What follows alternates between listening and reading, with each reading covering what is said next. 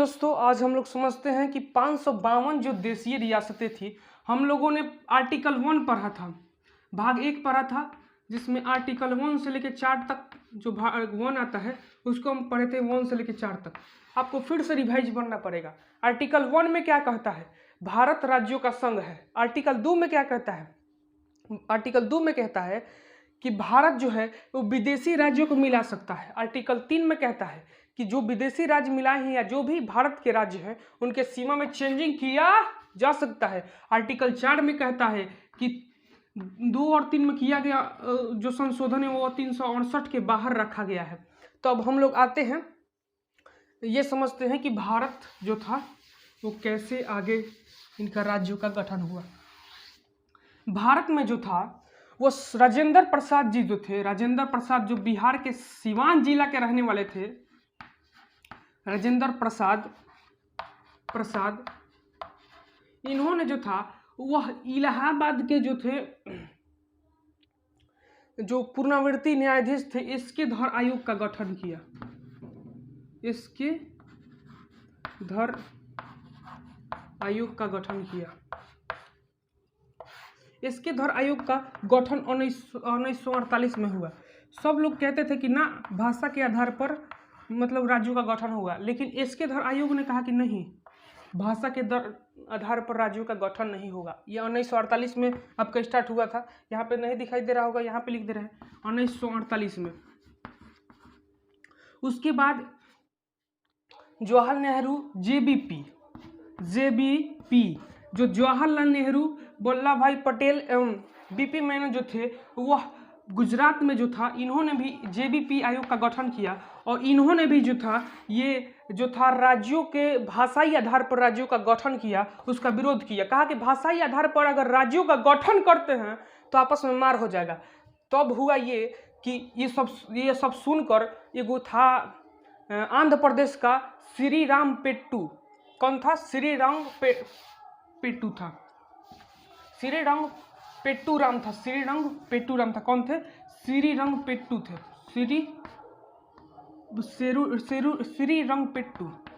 रंगपेट्टू थे। इन्होंने जो था श्रीरंगपेट्टू जो था 1956 जो ये थे कि 56 दिनों के आमरण अनशन पर बैठ गए।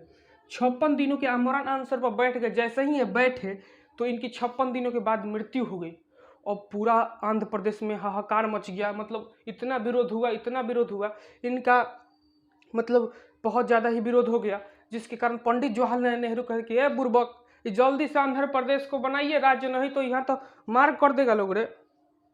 रुकिए तो नहीं, माइकवा ठीक करने दीजिए।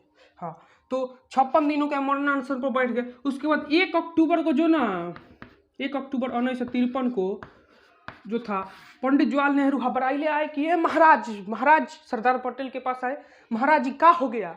श्रीरंगपेट्टू तो मारा गया, अब हम लोग का सरकार रहेगी कि नहीं कोई ठीक नहीं है, लोग तो पूरा मारपीट कर रहे हैं। तो सरदार पटेल ने कहा कि जल्दी इसका राज्य का गठन कीजिए। तो 1 अक्टूबर, सरदार पटेल तो उस वक्त नहीं थे, बीपी मेनन थे उस वक्त। इन्होंने कहा कि 1 अक्टूबर 1953 को जो था जवाहरलाल नेहरू जी जो थे इन्होंने जो आंध्र प्रदेश का गठन कर दिया गया। ये सब इंपॉर्टेंट है, आप लोग लिखिएगा। जवाहरलाल नेहरू ने आंध्र प्रदेश का गठन कर दिया। उसके बाद तो अब कहने लगा, देखिए अब कहने लगा, यहाँ पे आंध्र प्रदेश है तो कहने लगा गुजरात की हम अपना गुजराती भाषा बोलते हैं, हम गुजराती अलग देश बनाएंगे। और महाराष्ट्र कहने लगा, गुजरात महाराष्ट्र तो उस वक्त एक ही में था, तो इन लोग कहा कि हम लोग अलग राज्य बनाएंगे। अब यहाँ बिहार वाला कहने लगे ये महाराज हम भोजपुरी बोलते हैं, हम अलग अपना राज्य बनाएंगे। यूपी वाला कहने लगा हम बनाएंगे, बंगाल वाला कहने लगा हम बनाएंगे। अब ये खेले हो गया। अगर ऐसा होता तो एगो नया देश बनने की मतलब आगे चलकर चांस होती, क्योंकि यहाँ पे अगर एक कम्युनिटी के जैसे रहते हैं ना, पाकिस्तान में अधिकतर मुस्लिम जाति के लोग हैं, तो देखिए एक कम्युनिटी जहाँ पे है वो अपना अलग ही वर्चस्व रखता है। अगर इसी में देखिए पाकिस्तानी में अगर हिंदू को भर दिया जाए, बुद्ध को भर दिया जाए, जैन को भर दिया जाए, ईसाई को भर दिया जाए, तो ये कभी आतंकवादी नहीं बनेगा। जैसे देखिए एक कहावत है, जैसे इंडिया के आदमी को इंडियन कहा जाता है, ये सब पाकिस्तानी को हम गलती कह दी, ये सब आतंकवादी है। जैसे पाकिस्तानी को पाकिस्तानी नहीं कहा जाता है, ये आतंकवादी है सब। चाइना के आदमी को चाइनीज कहा जाता है, वैसे ही पाकिस्तान के आतंकवादी को क्या कहा जाता है? आतंकवादी। तो आइए अब हम लोग समझते हैं कि तब क्या हुआ।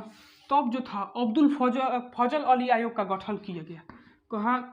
इन्हीं के पास आए थे, सरदार पटेल के पास नहीं, फजल अली आयोग के पास आए थे जवाहरलाल नेहरू। फजल अली आयोग का गठन किया गया, फजल अली आयोग का गठन किया गया, अली आयोग का गठन किया गया, आयोग का गठन किया। इन्होंने 1953 में जो था फजल अली आयोग का गठन किया गया और इन्होंने 1956 आते आते जो था अपना जो था प्रस्ताव प्रस्तुत किया और 14 राज्य जो थे, 14 राज्य और 6 केंद्र शासित प्रदेशों की मांग की, 6 यूनियन टेरिटोरी जिन्हें हम कहते हैं, 6 केंद्र शासित प्रदेशों की मांग की और उसका गठन किया गया।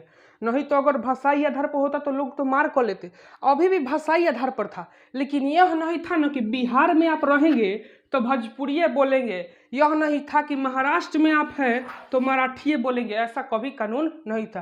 तो आगे हम लोग समझते हैं, ये हो गया। उसके बाद आगे हम लोग समझते हैं कि जो नागरिकता संबंधित कानून है वो कैसे है, आगे समझते। पहले इसको हम समझ लेते हैं। ये तो हो गया आपका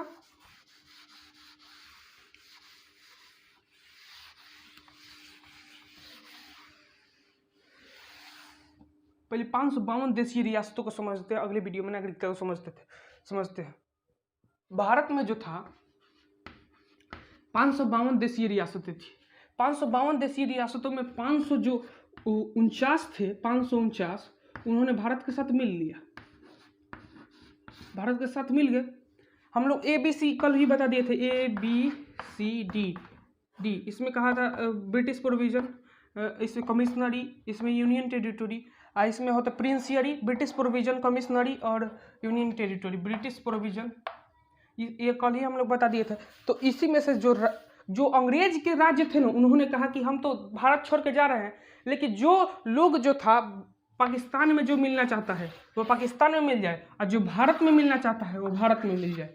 तो इसमें से 549 लोगों ने तो भारत के साथ मिल गए, लेकिन यहाँ पर जा 3 गो जो था, एक जूनागढ़, एक आपका ये देखिए, ये जम्मू कश्मीर हो गया, ये जम्मू कश्मीर हो गया। यहाँ पे आंध्र प्रदेश है, भले तमिलनाडु में है आपका हैदराबाद, और यहाँ पे जूनागढ़ था, यहाँ पे ये कश्मीर हो जाएगा,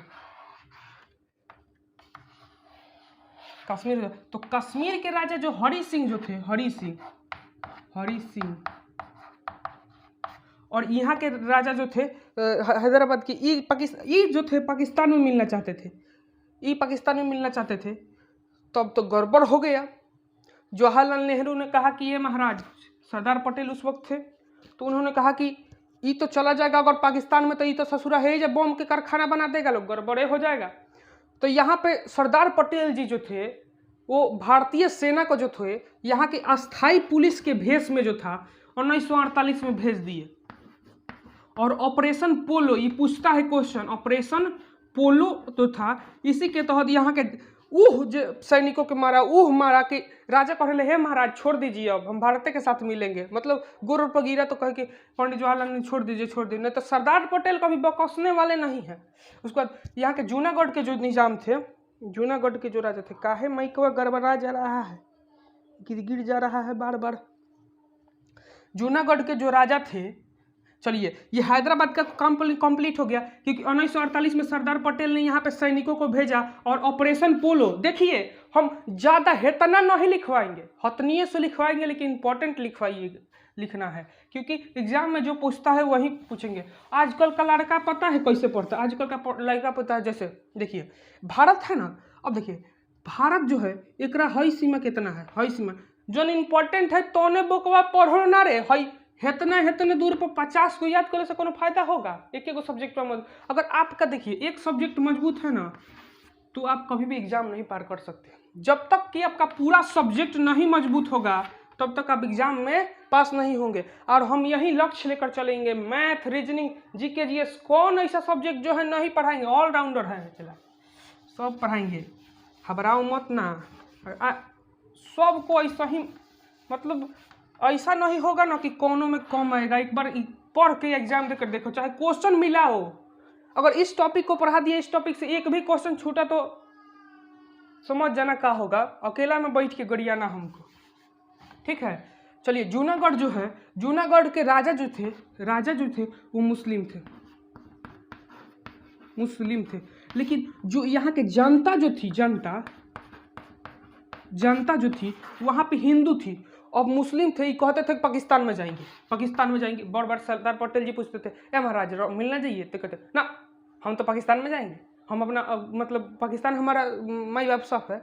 तब सरदार पटेल ने कहते का महाराज, एक दिन टेबल पर बैठे और कहे कि पहले बीपी मेनन को भेजे, कहे कि जाइए तो कहीं समझाइए तो बुकवा को कि भारत जैसा पवित्र देश छोड़कर हम नरक में जाएगा, जहाँ पे पैर रखो तहाँ बॉम्बे है। हम सोच रहे हैं कि वहाँ पे आदमी जीता कैसे है रे, जीता होगा तो जैसे ऐसे हो जोन का होता है, हेलीकॉप्टरवा उतरता है तो वो सब चेक करने वाला बम वो आगे हैंगे लेकर घूम रहा होगा कि कहीं पाकिस्तान में कहीं बम तो नहीं है रे। ऐसे देखिए, जैसे हम लोग चप्पल पहन के चलते हैं ना, तो उन लोग चप्पल में वो डिटेक्टर लेकर घूम रहा होगा कि जहाँ पे अगर बम होगा तो दूर से एहसास हो जाएगा, नहीं तो कहीं जे पारा तो उड़ जाएंगे, क्योंकि इस ससुरा सब आतंकवादी है। हमारा बुझाता नहीं है कि जन्म में कह लिया। अच्छा, एक गीता में बात कही गई है कि भारत में गीता में बात कही कि जिसका जन्म होता है उसका मृत्यु संभव है। भारत का तो जन्म नहीं हुआ है, जन्म तो इसका हुआ है 14 अगस्त 1949 को, तो भले 1947 को। तो ये ससुरा जिएगा कैसे? ये तो एक दिन जाना है और जाएगा एक दिन। हमारे कुछ भाई और हम ही को अगर मौका मिलेगा तो इसको हम ले लेंगे, लेकिन अभी इंतजार कर रहे हैं कुछ कारणों से। चलिए, ये मुस्लिम है तो यहाँ के राजा पाकिस्तान के साथ मिलना चाहते थे, तो सरदार पटेल ने बीपी मेनन को भेजा कि ये महाराज कुछ समझिए इसको। तब यहाँ के ये कहे कि ना हम तो मिलबे करेंगे। तब सरदार पटेल वहाँ के जनता को एकदम विद्रोह करा दिया कि देखिए आपके राजा पाकिस्तान के साथ मिलना चाहते हैं। अब तो वहाँ के जनता सब विद्रोह कर दी। अब भागले गया राजा और वहाँ के जनता को जनमत संग्रह करा कर वहाँ का कब्जा हो गया। अब देखिए, हरि सिंह जो थे, जम्मू कश्मीर का हम अलग मैप बनाते हैं। आप याद रखिएगा कि जूनागढ़ को किसके द्वारा, जूनागढ़ को जनमत संग्रह के द्वारा लाया गया था। ज्यादा क्वेश्चन नहीं पूछता है, ये सब जो पूछता है उसी को याद रखिएगा। ज्यादा क्वेश्चन बढ़िएगा तो दिमाग हैंग हो जाएगा, जो हैंग है ना, हैंग हो जाएगा, कुछ बुझाइबे ना कर, एग्जाम में पास होगा। ज्यादा पढ़ाइयों दिक्कत करता है लोग कहते हैं, लेकिन पढ़ाई करना चाहिए, लेकिन ऐसा करिए कि एग्जाम पास हो जाए। ये ना है कि एक एगो सब्जेक्टवा के ऊह पढ़े कि दूसर का सब्जेक्टवा का होता है पते न चले। ठीक, अब आइए जम्मू कश्मीर के बारे में। जम्मू कश्मीर जो है, जम्मू कश्मीर के जो थे पाक ऑक्युपाइड कश्मीर, जिसे पाकिस्तान ने कब्जा कर लिया है, पाक ऑक्युपाइड कश्मीर। ऐसे चाइना ने कब्जा कर लिया, चाइना ऑक्युपाइड कश्मीर। ये 1962 में कब्जा किया है, लिख लीजिएगा लोग, 1962 दिखाई दे रहा होगा, नहीं तो बोल दे रहा है 1962 में कब्जा कर लिया। अब पाकिस्तान जो था, यहाँ के राजा हरि सिंह थे। देखिए बकलोलवा की कहानी, मान लीजिए ये राजा हरि सिंह है, बुर्बक रहे, एक फोटो बनाने में दिक्कतें लग रहा है। ये कह रहा था कि हम अलगे देश बनाएंगे, कश्मीर को जन्नत बनाएंगे। ए ससुरू, बगल में आतंकवादी है, ये होगा कब कश्मीर जन्नत? इसके लिए इसको पहले दबाना पड़ेगा। ये पहले कह रहा था खूब हम कि मतलब इसे पाकिस्तान ने चढ़ा दिया था कि बाद में तो कब्जा हम कर ही लेंगे। अभी कह दे कि हरि सिंह कि ना हम नहीं होंगे, तो उधर से जो था वो पाकिस्तानी सब लुंगी पहन के अटैक कर दिया सब कश्मीर पर कि अब ना छोड़ेंगे कश्मीर को। उधर से सब पाकिस्तानी लुंगी पहन के अटैक कर दिया। तो अटैक जैसा ही किया, उसने जो था इतना भाग को कम जो था कैप्चर कर लिया, जो 30% है पूरा जम्मू कश्मीर का। तो अब हरि सिंह यहाँ से, और वहाँ के जो प्रधानमंत्री थे वो शेख अब्दुल थे, इसको भी याद रखिएगा, शेख अब्दुल, उस वक्त के शेख अब्दुल थे। वहाँ के हरि सिंह भागले आए दिल्ली, यहाँ पे दिल्ली, कहा कि जम्मू कश्मीर थी जवाहरलाल, हे महाराज कुछ करिए, बचाइए, नहीं तो सब लुंगी पहन के मार के धो देगा लोग सब। जम्मू कश्मीर की जनता को मारा है कि गड़बड़ा गया है उनका मिजाज। तब सरदार पटेल कहते छोड़ दीजिए।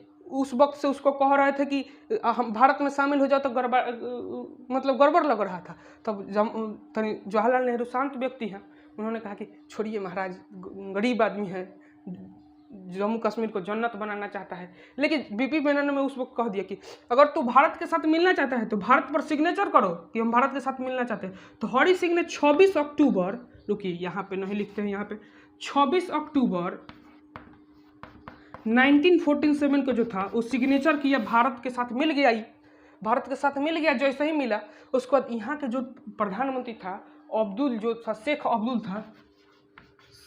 अब्दुल था, ये ससुरा बड़ी बड़का कानून का जानकार था। इसने जो था कहा कि हम भारत के साथ मिलेंगे लेकिन 370 धारा लगाएंगे और 35A लगाएंगे, जिसे अभी मोटे भाई और नरेंद्र मोदी जी ने जो था वो ख़त्म कर दिया है। श्री अमित जी, श्री जो भी है, और नरेंद्र मोदी 370 में और 35A में जो था इन्होंने लागू कर दिया। नरेंद्र मोदी अभी पाकिस्तान को ऊँह मारेंगे कि अभी देखिएगा कि गड़बड़ा देंगे, लेकिन लड़कों के साथ बड़ी गलत कर रहे हैं, बहालियाँ नहीं निकाल रहे हैं। चलिए ये तो समझ में आ गया। तो इससे अब्दुल्ला ई लगा दिया 370 धारा। हम अगले वीडियो में समझेंगे कि 370 धारा, 35A जो वर्तमान में ये सब लगा है, CAA, NRC, इस सभी वीडियो को अगली वीडियो में समझेंगे। जो पॉलिटी का है ये पार्ट 2 है, उसके बाद हम लोग नागरिकता पढ़ाएंगे। पहले ये अलग से 370 धारा 35 और NRC पढ़ा देंगे, उसके बाद पढ़ाएंगे। तब तक के लिए धन्यवाद। जय हिंद, जिंदाबाद।